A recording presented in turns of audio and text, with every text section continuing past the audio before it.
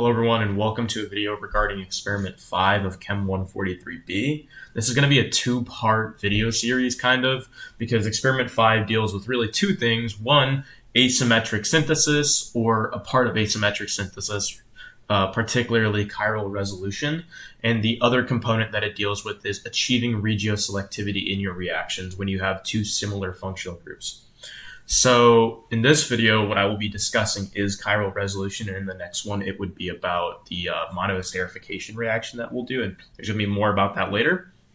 But I felt that it's kind of necessary to create a video to really go over and also help you appreciate why chiral resolution is such an important part of organic chemistry, or a part of synthetic organic chemistry, because, and I'm really sure you're aware of this, but like something like the thalidomide story, where if you have a racemic mixture of two enantiomers and one of them can actually be potent and the other one has therapeutic effects, you obviously want to maximize the one that has therapeutic effects and not the other one that can be harmful.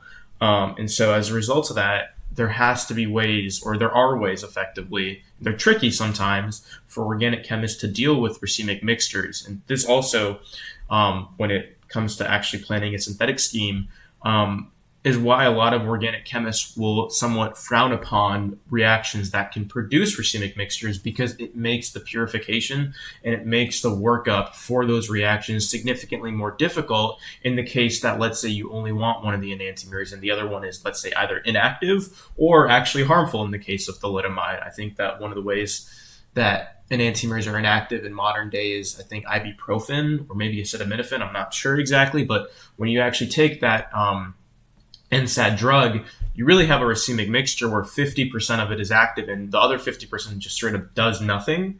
But, suffice to say, as someone who will have to deal in organic chemistry with chirality, you should probably approach it and learn it as soon as possible, because chirality is just a fact of life. All your enzymes are chiral. You have to deal with making molecules or dealing with things that have geometric properties. So learning how to get the chiral enantiomer that you want is one of the most important components of chiral organic chemistry, or dealing with chiral reactions. And so, without further ado, let's begin. So the concept that really is important in this video is this idea of chiral resolution. So let's just say for some reason you did an SN1 reaction where you get both an R and an S enantiomer, and you really just want the R enantiomer, and the S one, in, let's say, worst case scenario, you're making a drug, is harmful. And so the question comes is, well, how can I actually selectively isolate the R and, let's say, throw out the S?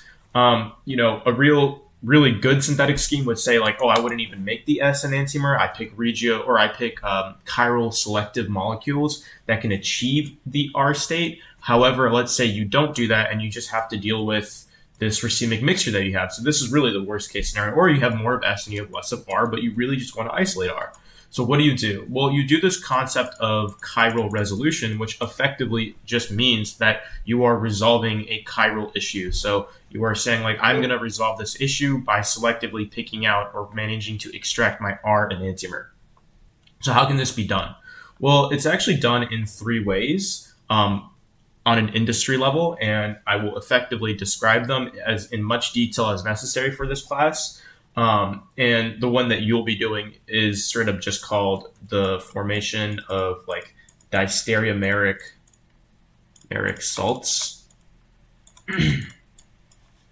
That's the biggest one that the industry loves to use because it's relatively easy. The other one is through chiral chromatography.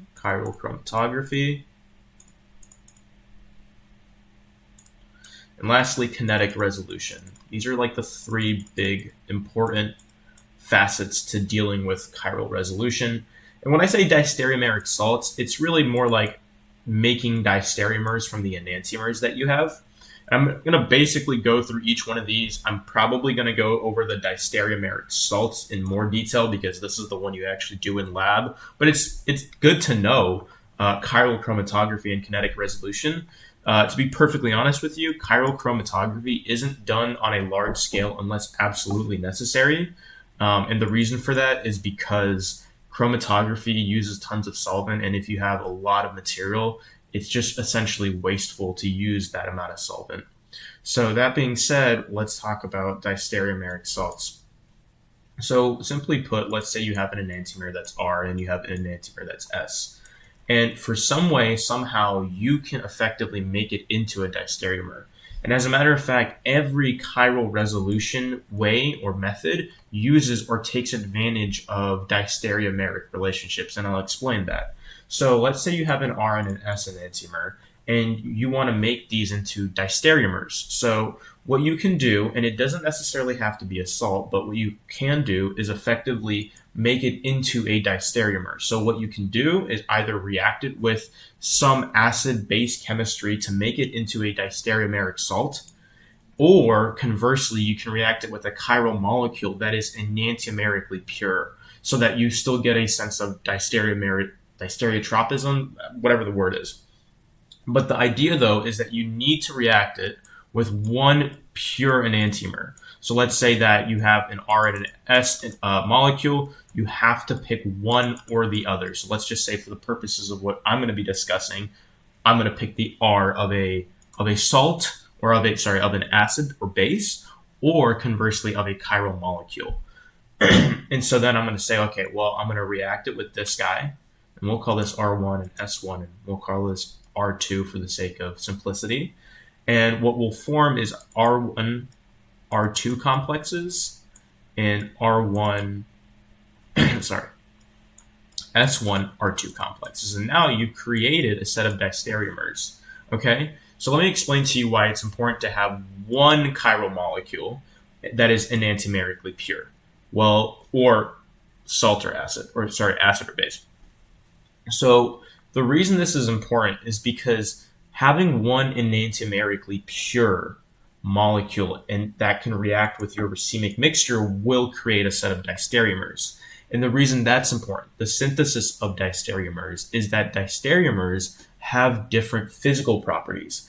And really what happens at the end of the day is that as a synthetic organic chemist, you will exploit these physical differences. So for example, solubility, heat, or not heat, but let's say boiling or melting points, okay? And the reason these can succumb to these physical exploitations is because distereomers have different geometries, okay? They have different packings. And so as a result of that, they will interact with solutions, or they will interact with their physical environments differently. And as a result of that, you can try to exploit this. Now, this is easier said than done. Typically, many distereomers have relatively similar properties. So this is really speaking in an idealized case. However, if you are able to find a physical property to exploit, that's great. Like, that is how you will achieve that.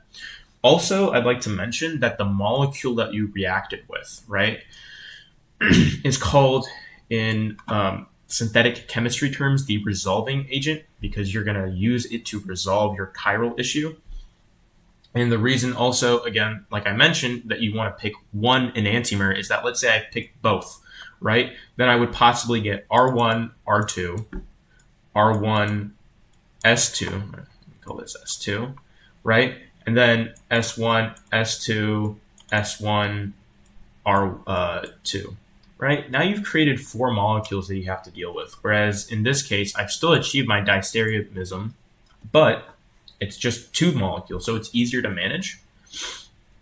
And so then from here, I'm going to try to exploit this distereomeric relationship through physical exploitation. In your experiment, you're going to be doing it with solubility, but there are other ways, as I mentioned before. And on top of that, what happens is that once you've exploited it and have managed to, let's say, extract one over the other, so in the case of your experiment, one of the distereomers will crash out as a salt in the solution that you pick, whereas the other one remains in the filtrate. And so then you can just do a simple vacuum filtration and isolate what you want. The problem, though, is that in your experiment, you still have the salt, right? You still have this R1, R2. And let's say hypothetically, this is the one that crashes out and is a solid, and you filter it.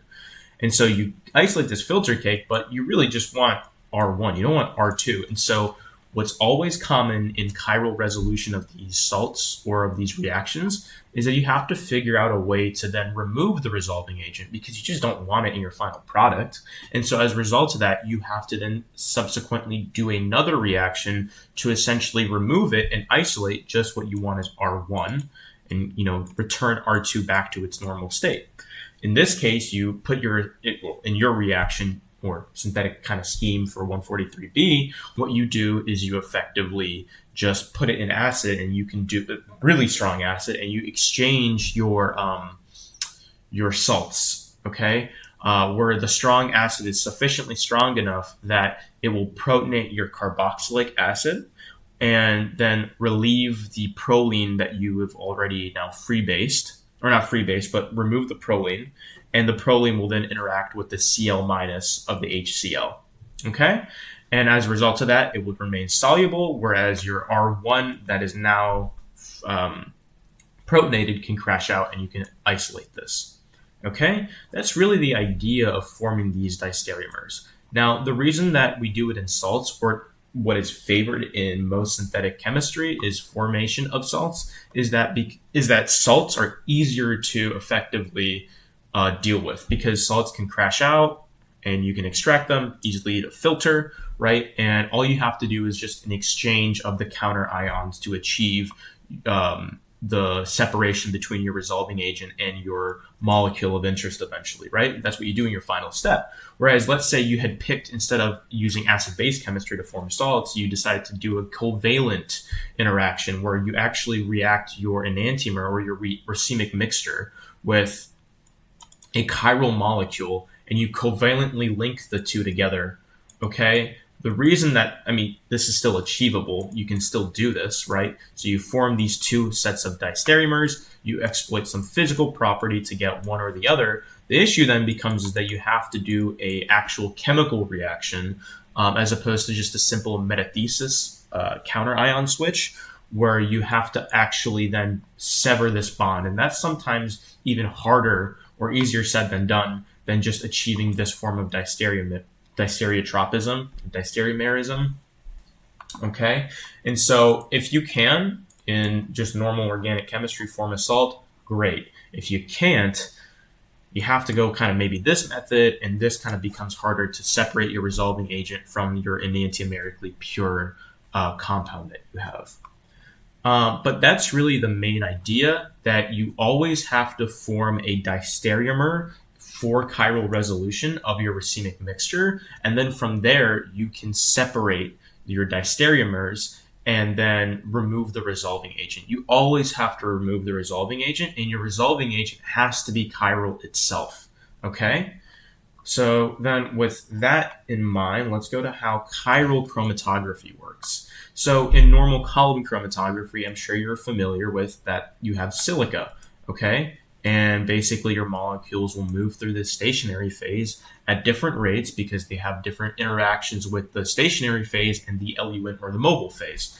And so that same phenomena is happening here, okay? That it's really a competing interaction between the stationary phase, and your mobile phase.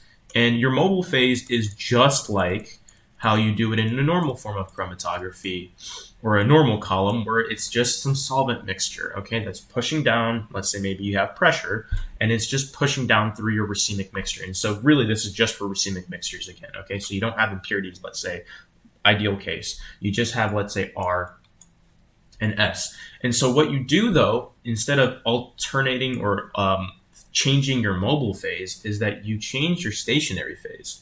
And the way you can change your stationary phase is by making it chiral. And so on your silica, okay, you have these SiOHs. Let's just say that you've tethered instead a chiral molecule onto it. And this chiral molecule, much like when you were forming your salts or your chiral distereomers, right, that are covalently attached, you actually have just an enantiomerically pure isomer. Okay, so let's just say we have R2 here. Now, typically, one of the most common things that are used are cyclodextrin molecules, which is just a really large sugar, okay? And this sugar itself, and much like many sugars, have a ton of chiral centers. And so there is going to be effectively a selective interaction between the two enantiomers that you have with this chiral enantiomerically pure sugar. Okay? And so what you can imagine, though, is that what happens is you have these weak interactive forces as your racemic mixture goes down the column with your chiral stationary phase. And some of your, or ideally, one of the enantiomers has a more favorable interaction with the chiral stationary phase than the other. And what I mean by that is, let's say that for the sake of this argument, that your R enantiomer in your racemic mixture really does not interact favorably with this like circular molecule, that it cannot fit through it. Okay, and the idea is that it can kind of fit through and move down easily. So effectively, if your R enantiomer cannot fit through it because it's having these negatively or really negative geometric interactions because it's forming these distereomeric weak interactions with your chiral stationary phase, but the S can move down this cyclic molecule or through the cyclic molecule. It's like a complex that it forms. It can move down it with much more ease, okay? And as a result of that, you can see on your column that the S enantiomer will come out first, and the R enantiomer may come out later because it's still having trouble forming appropriate geometric van der Waals interactions with your stationary phase, with your chiral stationary phase, okay? So let me just write this up here. You have a chiral stationary phase, and really what effectively allows for this is that one enantiomer, and if the cyclic component doesn't really make sense to you with using cyclodextrin, to really simplify it is that you have a chiral stationary phase where one of your enantiomers in your racemic mixture can favorably interact with it,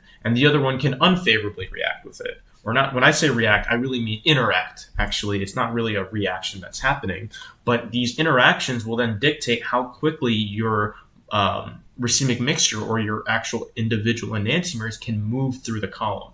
The ones that have more favorable interactions, let's say, can easily move down the circle, may come out first, okay? And the ones that have more negative interactions may come out second, okay? And that's how you can separate the two. Other times, it may be kind of like the reverse, where that if you have negative interactions with the stationary phase and you really like the mobile phase, you'll shoot out first. And then the ones that have more favorable interactions with the stationary phase will stay on the column. It really depends on what you mean by favorable and unfavorable, because in the case of like cyclodextrin, if you can fit through the circle, right, or this like globular shape, and you can therefore move down easier, right? Whereas if you can't really fit through that, you're gonna just stick and kind of have trouble moving down. And cyclodextrin isn't the only chiral resolving agent used on a column, okay? And so I was just using that in the case of cyclodextrin, but you can have, it really depends on what you define as a favorable or unfavorable reaction, or interaction rather, to determine this. But that's all chiral chromatography is. And really the last one is kinetic resolution. Modern day techniques for kinetic resolution are that you use enzymes which are inherently chiral molecules, okay? And again, this is another example of that, your resolving agent, in this case, let's say an enzyme. It doesn't necessarily have to be an enzyme. Realistically, it's typically just a chiral catalyst, but enzymes are inherently chiral because your amino acids, which make up enzymes, are chiral. You have a chiral catalyst in synthesis, but you can also use enzymes that are chiral.